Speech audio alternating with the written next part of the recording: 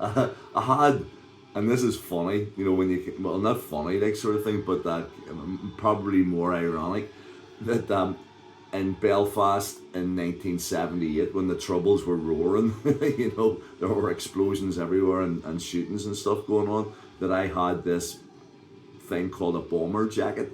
I always remember Billy Connolly saying that as a joke, that he arrived in Belfast to do a gig, you know, and he says, I couldn't believe it. I come out of the bus station, I went across the road, there's this shop beside this bar called, I can't even remember what the bar was called, but it's the Crown, and he says, there in the window of this shop, they were selling bomber jackets in Belfast in the 70s. And it actually said like bomber jacket, you know, but for us, I mean, for an outsider, then it must have been really, really strange, you know. But for us, we just took it. We have got, because that's actually what they were called, you know. It wasn't as if somebody was, you know, writing that and then, you know, sort of trying to make a joke out of it. That was, so it was like a Harrington bomber jacket. So it was black, the one that I had, and had like a red tartan on the inside. But I looked at it and I went, yeah, all right, you know, it's black. You know, I'll wear a pair of black trousers and I'll wear my new rock, you know, Reebok style white boots, and I'm gonna look the part, you know. But I thought something was missing, so. And I mean, my brother Robert, he laughed at me even doing this sort of thing. So what I did was I got one of my mum's magazines. I can't remember what it was. It was like, you know, Woman's Weekly or whatever. And I went through the pages until I found a big U, and then a big F and a big O, you know, for on different titles of the pages. And I cut I cut out the U, the F, and the O, and I put sellotape on, you know, on each letter, and then I sellotaped the letters to the back of my Harrington jacket. So I had UFO on the back of my Harrington jacket, and I was all, you know, this is great. And I was going, everybody's going to know why I'm there, you know, tonight, sort of thing. So went down to the gig, queuing up outside the Ulster Hall, and as I say, this was like 1978 or 79 or whatever. And even though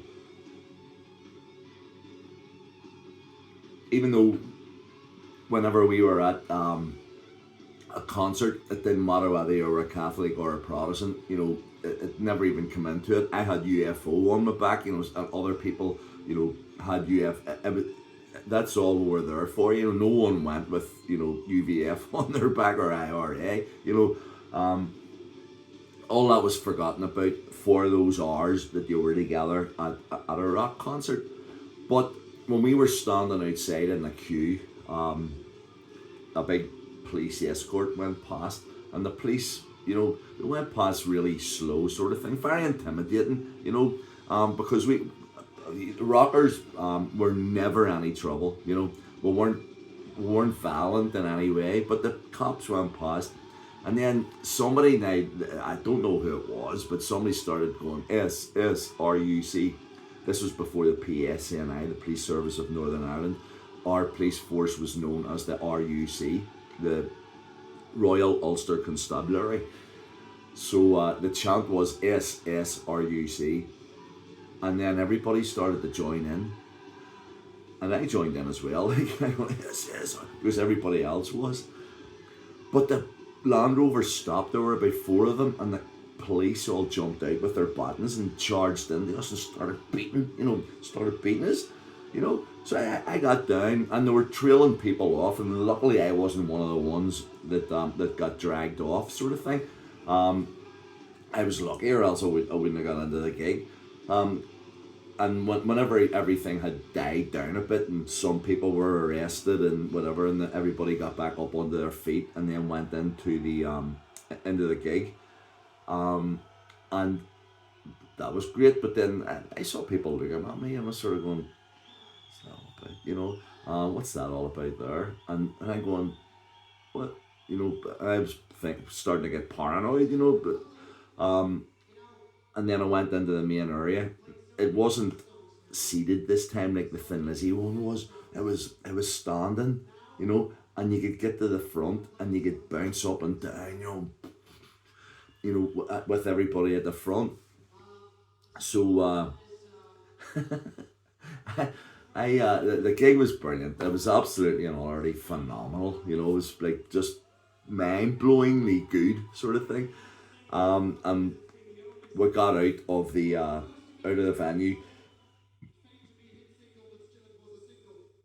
and we're heading down towards the because I was there with Ted, my mate Ted, and we were heading down over the Albert Bridge, and down past the mount, and of course, when you get to that stage, there are these kind of enclaves like the Short Strand and stuff that you have to sort of go past, and at that stage, then the rock fraternity's out the window. You're sort of just at the mercy of if there are some headers, out drinking and wanting to cause trouble, they'll cause trouble.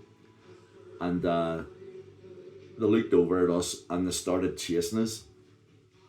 And me and Ted run down round by down towards Cherryville Street, and they were keeping coming. I mean, they were coming way out of their territory, as such. And then I always remember seeing a wee woman, standing at the door of her house, and just before you come to Cherryville Street, and me and Ted were running into her house and are going, oh, and closing the door and saying, it's all right, lads, it's all right.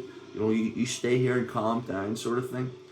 And then I was all grateful to her and said, could we have a wee glass of water or something, because we were shitting ourselves. We'd just been chased by, this gang, that were going to knock our bollocks in, if they had got us.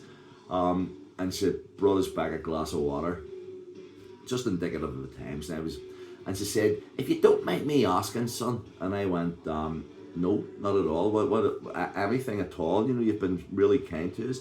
She said, what's that on your back, And I went, well, we're at a gig, and it was a band called UFO, and I've got, their the UFO on my back, just as a sort of a kind of a tribute to the band that we're playing. And she went, but son, you've only got UO on the back of your jacket.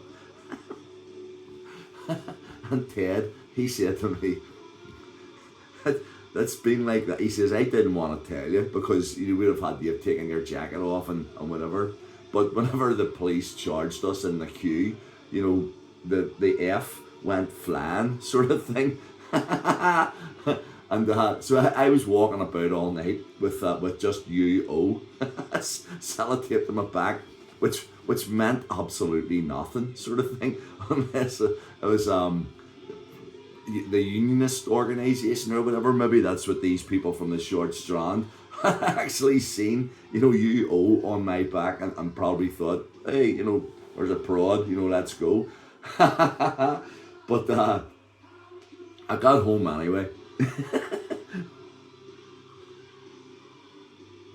I got home anyway and went in, and I went to say to my dad, you'll never believe the night that I had. He grabbed me and he says, I told you.